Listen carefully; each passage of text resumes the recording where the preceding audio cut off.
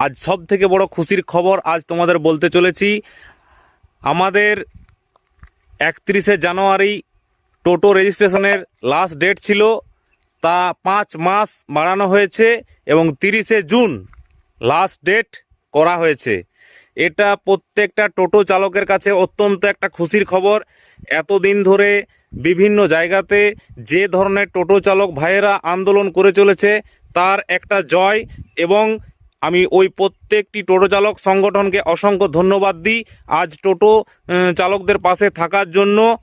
এবং এই জয় প্রত্যেকটি টোটো চালকের জয়, তাই তাদের সংগ্রামকে অসংখ্য ধন্যবাদ জানাই।